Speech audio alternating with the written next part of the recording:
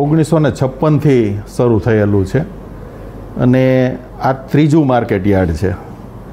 Gondal market યાર્ડમાં પહેલાં જે અત્યારે અહીં ગોંડલનું જે વેરી દરવાજા તરીકે ઓળખાતી જગ્યા છે ત્યાં નગરપાલિકામાં એના હસ્તકનું રિટેલ શાકભાજીનું વેચાણ થાય છે. યાર્ડમાં એવા છે ત્યાં કઈ રીતના હરાજી થાય એની આપણે માહિતી મેળવીએ. અહીં કેટલા વેપારીઓ આવે છે? બે હરાજીમાં 7, 8, 8, 10 વેપારી તો હોય જ. બે હરાજીમાં અલગ અલગ એમાંય જુદા હોય, આમાંય જુદા હોય. કેટલા ખેડૂતોનો માલ હશે અહીંયા અત્યારે? અહીંયા લાખ ગુણીની આવક છેલ્લે થઈ છે. લાખ ગુણી? હા, એટલે બધા ખેડૂતોના 50, 60ના વકલ, 70ના વકલ. આ બધા જે અલગ અલગ બારદાન દેખાય એ બધા અલગ અલગ ખેડૂત, બધાય અલગ. અચ્છા, પછી બોલી કઈ રીતના લાગે? બોલી વેપારીઓ બધા બોલતા જાય. અમારો ઓક્સમેન હરાજી મૂકે, બીટ મૂકે, વેપારીઓ બોલતા જાય. જેને જે પ્રમાણે ભાવ થતો એ પ્રમાણે હલાવતા જાય. માની લ્યો કોઈના ભાવમાં મેળ ન આવ્યો તો એનું શું થાય ખેડૂતનો અહીંથી? કેમ ભાવનો પેન્ડિંગ રાખો. અચ્છા, પેન્ડિંગ. બીજી વાર એ હરાજી આવે ત્યારે મૂકે. બીજી વખત પાછી ક્યારે ચાલુ થાય? એ પાછી બીજી વાર જ્યારે એનો પાછો વારો આવે ને ત્યારે, કારણ કે આ બધી આવક થઈ હોય ને, બધી પૂરી થાય એટલે પાછું પહેલેથી જ્યાંથી પહેલેથી ચાલુ થાય. બે દી આવક થતી હોય, 2 દીમાં પૂરી થઈ જતી હોય. પાછી નવી આવક થાય ત્યારે વકલ પડ્યો જ હોય એટલે પાછો એનો વારો આવે ત્યારે પાછી મૂકે. ન પોસાય ને તો પેન્ડિંગ રાખે. પણ લગભગ ગોંડલ યાર્ડમાં બનતું નથી પેન્ડિંગનું, કારણ કે લગભગ માંડવીના ભાવ થઈ જ જાય છે. બજાર કરતા ઊંચો ભાવ બધા ખેડૂતને સંતોષકારક ભાવ મળી જ રહે છે. ના, એ તો અહીં એટલો બધો માલ બધા ખેડૂતને સંતોષકારક ભાવ મળી રહે છે ને, એટલે કોઈ પેન્ડિંગનું બહુ શક્યતા નથી રહેતી. લગભગ શાંત થાય ને કે આ બધું વેચાઈ ગયું હોય જોખાઈને અને બધા વેપારીઓ યોગ્ય ભાવ જ બધે.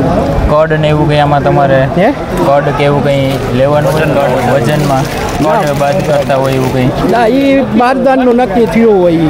એ બારદાનનું વજન હોય ને એટલું બાદનું હોય. બાકી તો એ બધું આનો માપતોલ પછી ક્યાં થાય? માપતોલ જો હમણાં ચેકિંગ હતું, અમે એ ચેકિંગ કરીને જ આવ્યા. અમારો ટોલ લઈને જાય, બધે કાંટા ચેક થાય જ. અઠવાડિયે 15 દિવસે ને બધા. અત્યારે જો અમે કાંટા ચેક કરવા ગયા હતા, 20 કિલોનો મણી તો હોય ને અમારો પોતાનો લઈને જાય. હા, કમિશન એજન્ટ. એટલે એનો કાંટો અમે ચેક કરવા જાય, અમારો ટોલ લઈને એ મૂકી એટલે એમાં ચેક કરીએ કે બરોબર છે. કે અહીંથી સ્ટાર્ટ કરે 500 માં ટીપાય છે, 600 માં ટીપાય છે, હાલમાં 700 માં ટીપાય છે. કે ખેડૂતના ભાવ મળે છે એ ખોટી વાત છે. એ તો હે ને ભાઈ, માલમાં જે પ્રમાણે એ હોય, માલની ક્વોલિટી ઉપર ફોતરું પલેરું છે. બાકી દાણો તો એવો ને એવો જ છે.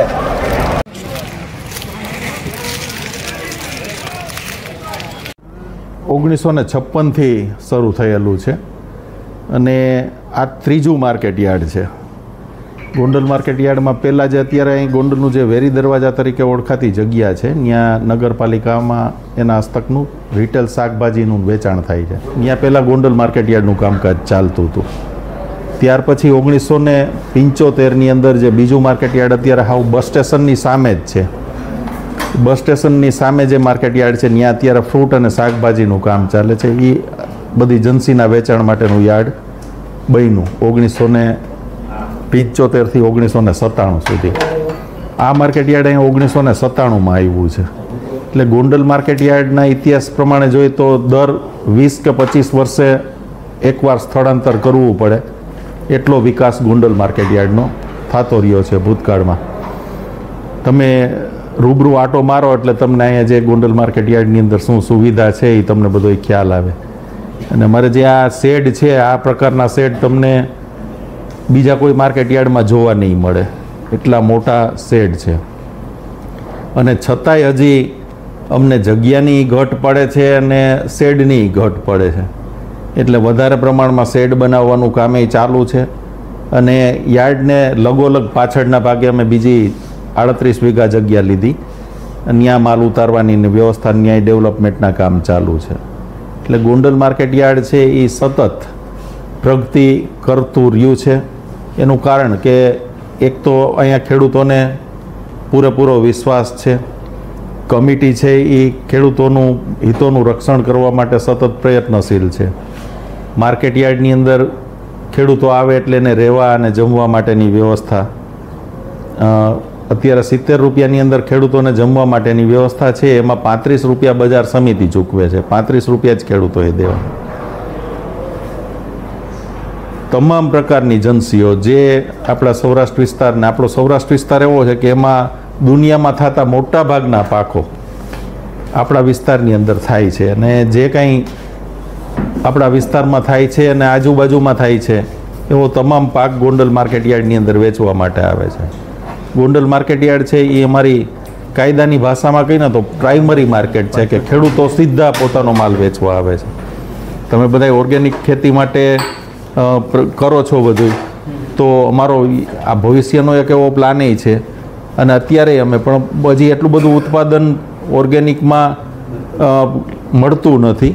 અને બીજા નંબરે આજે તમે સોશિયલ મીડિયા થ્રુ જે કોઈ ખેડૂતો પકવતા હશે તો એને ડાયરેક્ટ ગ્રાહક સોશિયલ મીડિયા થ્રુ મળી જતા હશે, એટલે એને યાર્ડમાં આવવાની બહુ જરૂરિયાત પડતી નથી.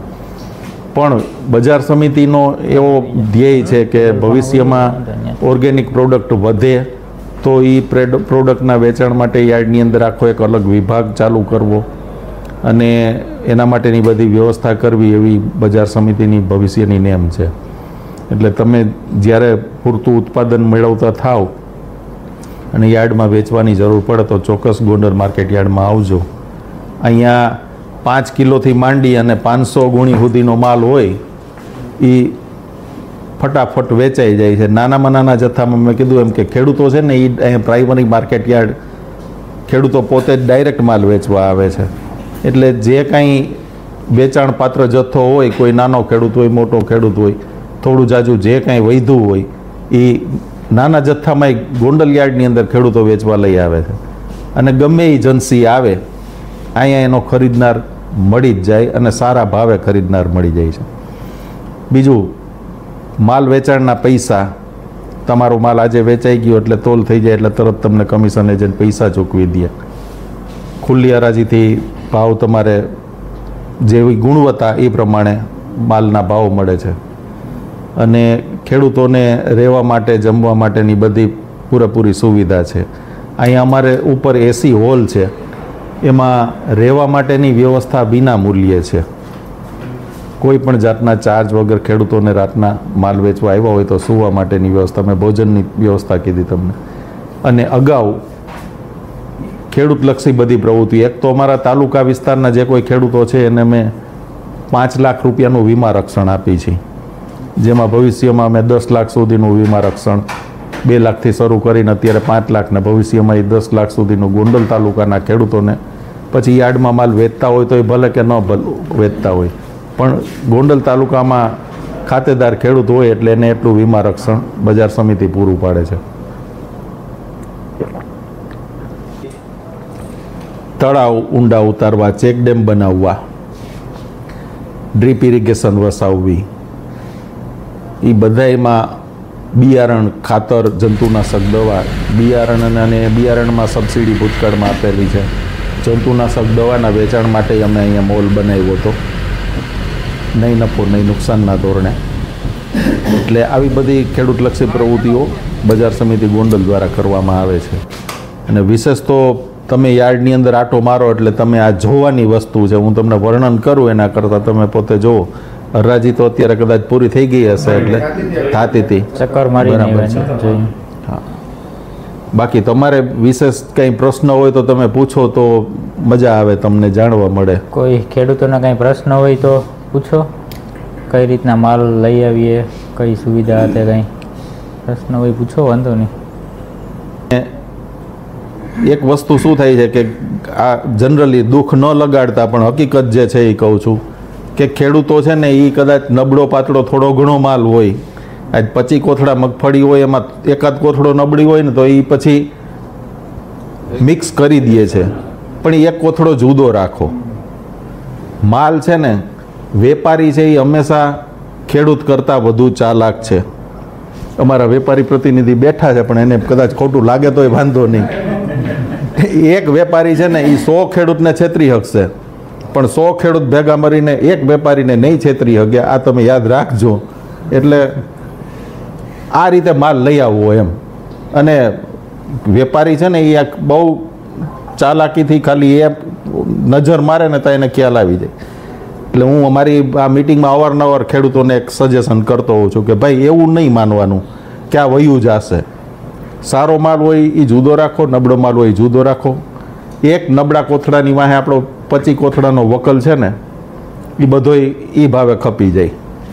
એટલે ગ્રેડિંગ કરીને માલ લઈ આવો.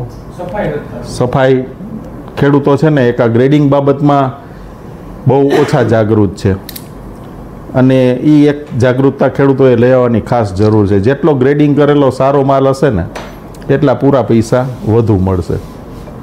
વેપારી કરે છે શું, આપણો જે કંઈ માલ હોય એની સાફ સફાઈ કરી અને બરાબર છે ક્લીન ઘઉં છે બધું. હા, એટલે વેપારી કમાય છે એનું કારણ એ જ છે કે એ મહેનત કરે છે આ રીતે મશીનરીથી આ તે. હવે અમે અહીંયા એક સફાઈ મશીનરી ઘઉં માટે વસાવેલી હતી. એમાં ઘઉં, મગફળી, તલી, જીરું બધી વસ્તુની સફાઈ થાય.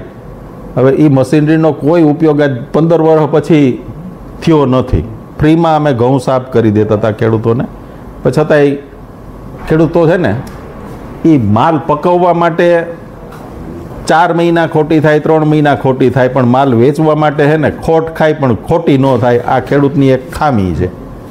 માલ વેચવામાં જેમ આપણે ઉત્પાદનમાં જેટલી મહેનત કરી છે એટલો માલ વેચાણમાં થોડુંક ધ્યાન રાખવાની જરૂર છે ને તો આપણને પૂરા પૈસા મળે.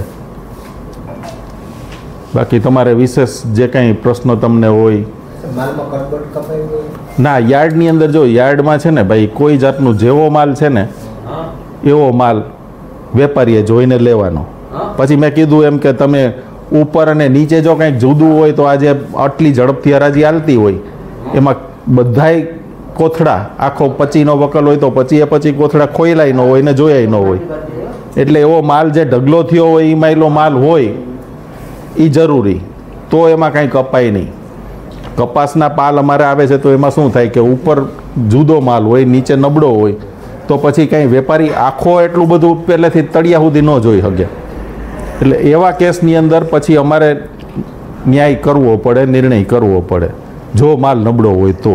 બાકી જેવો માલ ઠેલવો હોય એવો જ માલ હોય તો કોઈ પ્રશ્ન નથી. યાર્ડની અંદર ખુલ્લી હરાજી, ખરો તોલ અને રોકડા નાણાં આ 3 બજાર ધારાના ઉદ્દેશ છે. એટલે માલ જેવો છે એવો જ વેચવાનો એવો અમારો કાયદો છે. કપાસ ખરીદવાવાળા છે, તમામ જન્સીના ખરીદનારાઓ છે અહીંયા.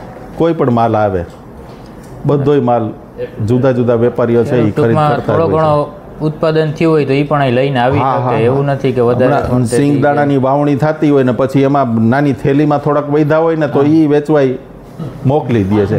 એવું કઠોળ હોય તો હા, વાલ છે કે એવા અમુક કડથી છે કે મગ છે, મઠ છે, જે બહુ થોડું થોડું થતું હોય.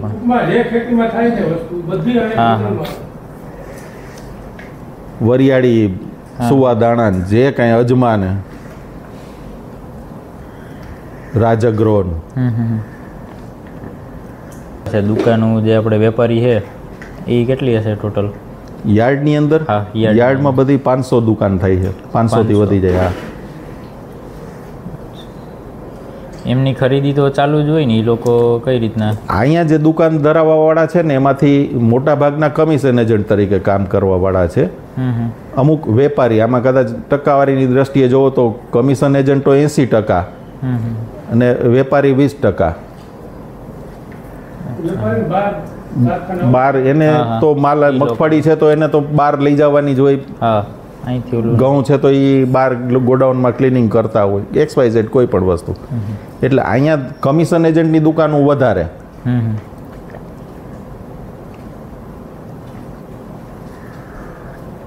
ડુંગળીના ડિહાઇડ્રેશન વાળા છે તો એ અહીંથી ડુંગળી લઈ જાય, એની પ્રોસેસ તો ત્યાં એની કારખાનામાં થતી હોય. મગફળી ઓઇલ મિલ છે, જીન છે કપાસની. એટલે વેપારી કરતાં કમિશન એજન્ટોની દુકાનો અહીંયા વધારે. લેબોરેટરી ખેડૂતો માટે બહુ સારું કહેવાય. આમ આપણે જઈએ તો 1500 2000 જેટલો ખર્ચો. અમારો બહુ નોર્મલ ચાર્જ છે કે 250 રૂપિયાની આસપાસ માઇક્રોન્યુટ્રન્ટ સહિતના બધા ટેસ્ટ થાય છે. જનરલી એના તો 1000 ઉપર હોય છે. હા, માઇક્રોન્યુટ્રન્ટ્સના પાણીનું બેયનું સેમ્પલ, સોઇલ અને વોટર બેયના ટેસ્ટિંગ થાય છે.